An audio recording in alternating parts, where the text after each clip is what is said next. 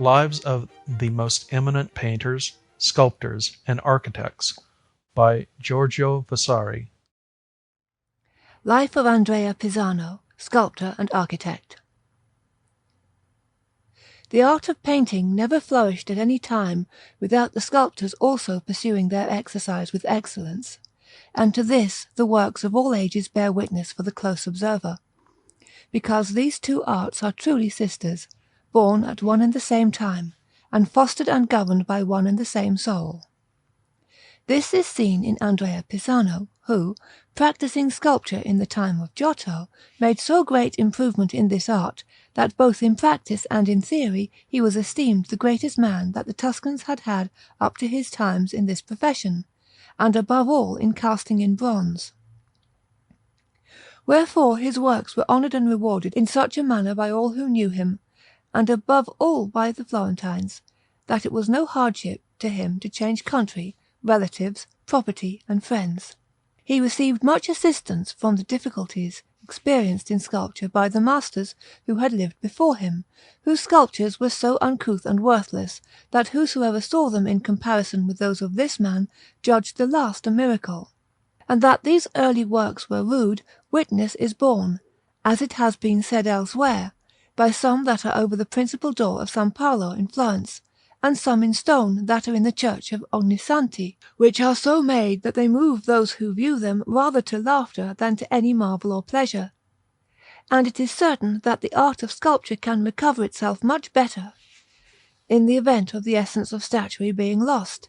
since men have the living and the natural model, which is wholly rounded, as that art requires, than can the art of painting, it being not so easy and simple to recover the beautiful outlines and the good manner, in order to bring the art to the light, for these are the elements that produce majesty, beauty, grace, and adornment in the works that the painters make.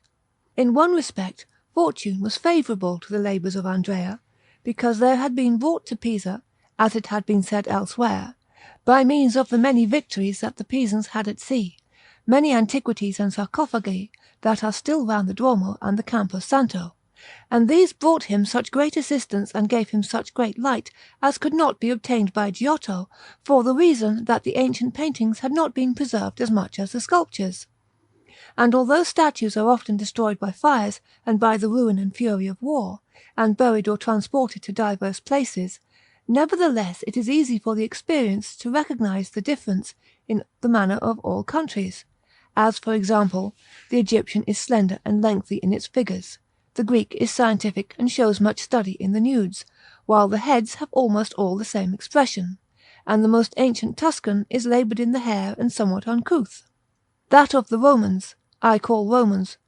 for the most part, those who, after the subjugation of Greece, betook themselves to Rome, whither all that there was of the good and of the beautiful in the world was carried. That, I say, is so beautiful, by reason of the expressions, the attitudes, and the movements both of the nude and of the draped figures, that it may be said that they wrested the beautiful from all the other provinces and moulded it into one single manner, to the end that it might be, as it is, the best, nay, the most divine of all. All these beautiful manners and arts being spent in the time of Andrea, that alone was in use which had been brought by the Goths and by the uncivilized Greeks into Tuscany. Wherefore he, having studied the new method of design of Giotto, and those few antiquities that were known to him, refined in great part the grossness of so miserable a manner with his judgment, in such wise that he began to work better, and to give much greater beauty to statuary, than any other had yet done in that art up to his times. Therefore his genius and his good skill and dexterity becoming known, he was assisted by many in his country, and while still young he was commissioned to make for Santa Maria a Ponte some little figures in marble, which brought him so good a name that he was sought out with very great insistence to come to work in Florence for the office of works of Santa Maria del Fiore, which, after a beginning had been made with the façade containing the 3 doors, was suffering from a dearth of masters to make the scenes that Giotto had designed for the beginning of the said fabric. Andrea, then, betook himself to Florence for the service of the said office of works, and because the Florentines desired at that time to gain the friendship and love of Pope Boniface VIII, who was then supreme pontiff of the Church of God, they wished that, before anything else, Andrea should make a portrait in marble of the said Pontiff, from the life. Wherefore, putting his hand to this work, he did not rest until he had finished the figure of the Pope, with a S. Peter and a S. Paul, who are one on either side of him, which 3 figures were placed in the façade of S. Maria del Fiore, where they still are. Andrea then made certain little figures of prophets for the middle door of the said church, in some shrines or rather niches, from which it is seen that he had brought great betterment to the art, and that he was in advance, both in excellence and design, of all those who had worked up to then on the said fabric. Wherefore it was resolved that all the works of importance should be given to him to do, and not to others, and so, no long time after, he was commissioned to make the 4 statues of the principal doctors of the Church, St. Jerome, St. Ambrose, St. Augustine, and St. Gregory. And these being finished and acquiring for him favour and fame with the wardens of works, nay with the whole city, he was commissioned to make 2 other figures in marble of the same size, which were St. Stephen and St. Lawrence, now standing in the said façade of S. Maria del Fiore at the outermost corners. By the hand of Andrea, likewise, is the Madonna in marble, 3 braccia and a half high, with the Child in her arms, which stands on the altar of the little church of the Company of the Misericordia, on the Piazza di San Giovanni in Florence, which was a work much praised in those times, and above all because he accompanied it with 2 angels, one on either side, each 2 braccia and a half high. Round this work there has been made in our own day a frame of wood, very well wrought by Maestro Antonio, called Il Carota, and below a predella full of most beautiful figures, coloured in oil by Ridolfo, son of Domenico Ghirlandaio. In like manner, that half-length Madonna in marble that is over the side door of the same Misericordia, in the façade of the Cialdonai, is by the hand of Andrea, and it was much praised, because he imitated therein the good ancient manner, contrary to his wont, which was ever far distant from it, as some drawings testify that are in our book, wrought by his hand, wherein are drawn all the stories of the Apocalypse. Now, seeing that Andrea had applied himself in his youth to the study of architecture, there came occasion for him to be employed in this by the Commune of Florence, for Arnolfo being dead and Giotto absent, he was commissioned to make the design of the castle of Scarperia, which is in the Mugello, at the foot of the mountains. Some say, though I would not indeed vouch for it as true, that Andrea stayed a year in Venice, and there wrought, in sculpture, some little figures in marble that are in the façade of San Marco, and that at the time of Messer Piero Gradenigo, Doge of that Republic, he made the design of the Arsenal. But seeing that I know nothing about it save that which I find to have been written by some without authority, I leave each one to think in his own way about this matter. Andrea having returned from Venice to Florence, the city, fearful of the coming of the Emperor, caused a part of the walls to be raised with lime post haste to the height of 8 braccia, employing in this Andrea, in that portion that is between San Gallo and the Porta al Prato, and in other places he made bastions, stockades, and other ramparts of earth and of wood, very strong. Now because 3 years before he had shown himself to his own great credit to be an able man in the casting of bronze, having sent to the Pope in Avignon, by means of Giotto, his very great friend, who was then staying at that court, a very beautiful cross cast in bronze, he was commissioned to complete in bronze one of the doors of the Church of San Giovanni, for which Giotto had already made a very beautiful design. This was given to him, I say, to complete, by reason of his having been judged, among so many who had worked up to then, the most able, the most practised, and the most judicious master, not only of Tuscany, but of all Italy.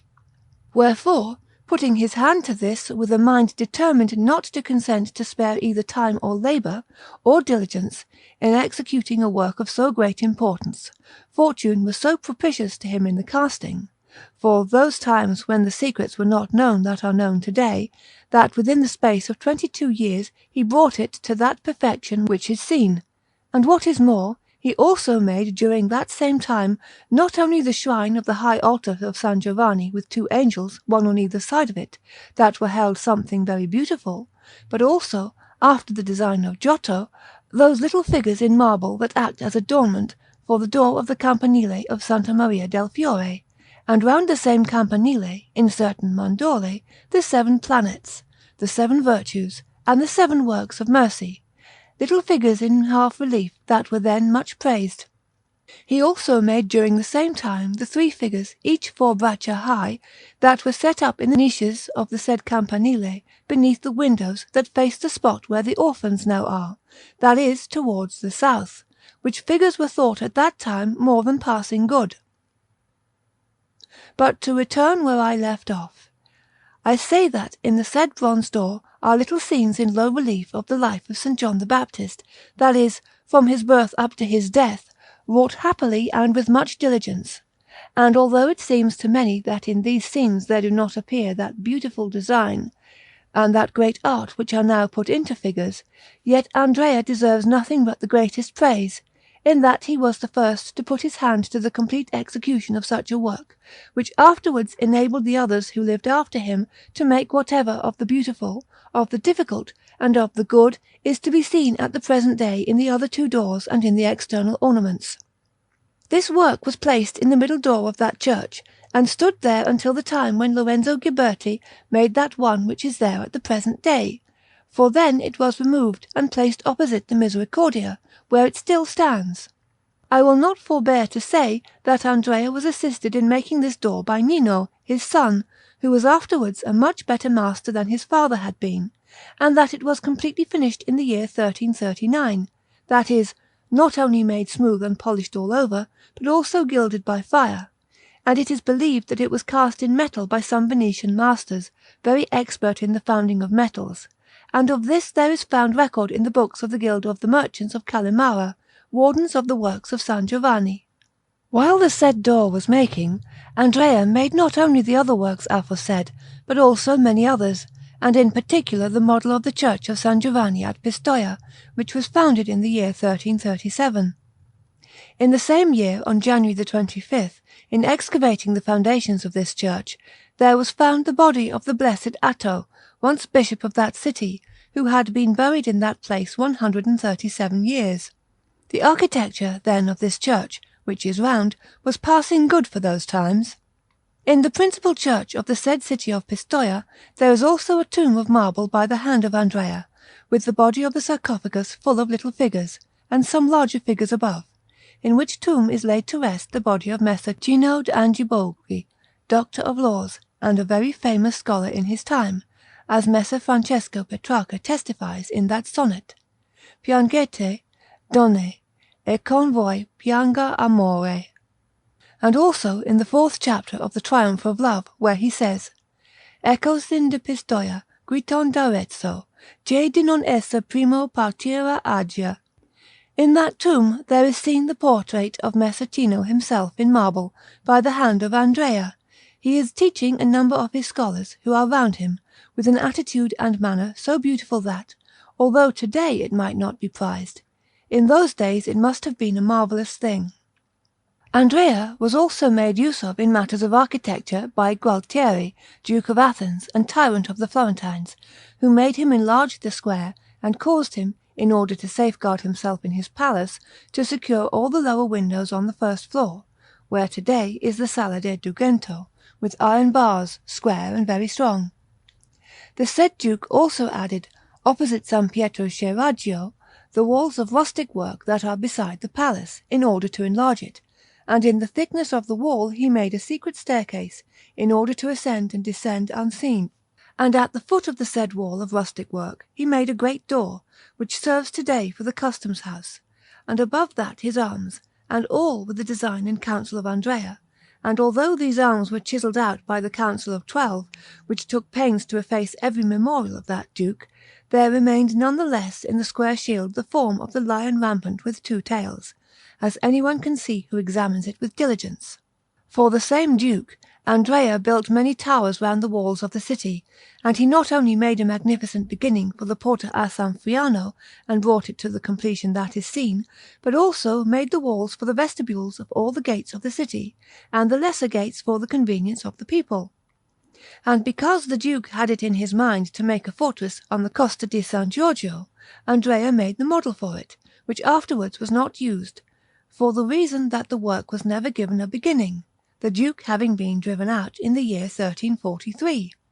Nevertheless, there was effected in great part the desire of that Duke to bring the palace to the form of a strong castle,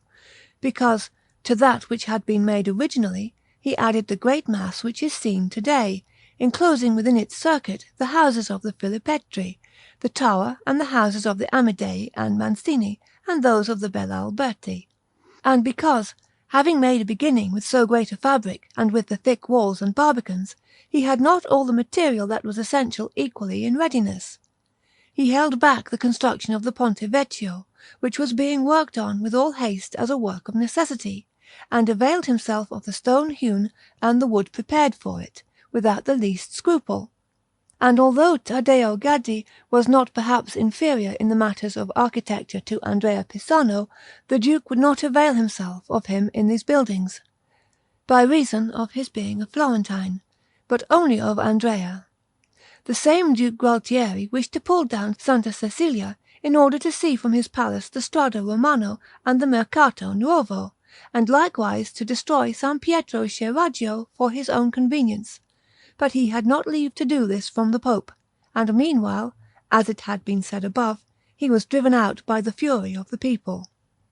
Deservedly then did Andrea gain, by the honourable labours of so many years, not only very great rewards, but also the citizenship,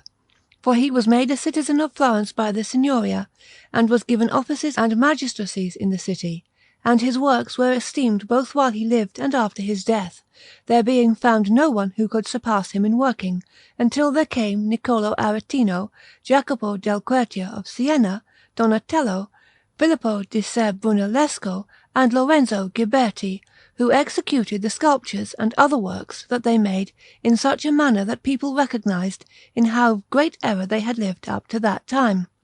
For these men recovered with their works that excellence which had been hidden and little known by men for many and many a year. The works of Andrea date about the year of our salvation 1340. Andrea left many disciples, among others Tommaso Pisano, architect and sculptor, who finished the chapel of the Campo Santo and added the finishing touch to the campanile of the Duomo, namely, that final part wherein are the bells. Tommaso is believed to have been the son of Andrea, this being found written in the panel of the high altar of San Francesco in Pisa, wherein there is, carved in half relief, a Madonna with other saints made by him, and below these his name and that of his father. Andrea was survived by Nino his son, who applied himself to sculpture, and his first work was in Santa Maria Novella, where he finished a Madonna in marble begun by his father, which is within the side door, beside the chapel of the Minerbetti. Next, having gone to Pisa, he made in the Spina a half-length figure in marble of Our Lady, who is suckling an infant Jesus Christ wrapped in certain delicate draperies. For this Madonna an ornamental frame of marble was made in the year 1522 by the agency of Messer Jacopo Corbini, and another frame, much greater and more beautiful, was made then for another Madonna of marble, which was of full length and by the hand of the same Nino, in the attitude of which Madonna the Mother is seen handing a rose with much grace to her Son, who is taking it in a childlike manner, so beautiful that it may be said that Nino was beginning to rob the stone of its hardness and to reduce it to the softness of flesh, giving it lustre by means of the highest polish. This figure is between a St. John and a St. Peter in marble, the head of the latter being a portrait of Andrea from the life. Besides this, for an altar in Santa Caterina, also in Pisa, Nino made two statues of marble, that is, a Madonna and an angel who is bringing the Annunciation, wrought, like his other works, with so great diligence that it can be said that they are the best that were made in those times. Below this Madonna receiving the Annunciation, Nino carved these words, on the base, "On the first day of February, 1370," and below the angel. These figures Nino made, the son of Andrea Pisano. He also made other works in that city and in Naples, whereof it is not needful to make mention. Andrea died at the age of 75 in the year 1345, and was buried by Nino in Santa Maria del Fiore, with this epitaph: Ingenti Andreas jacet hic Pisanus in urna, marmore qui potuit spirantes ducere vultus, et simulacra deum mediis imponeri templis ex aeri, ex auro candenti, et pulco elephanto.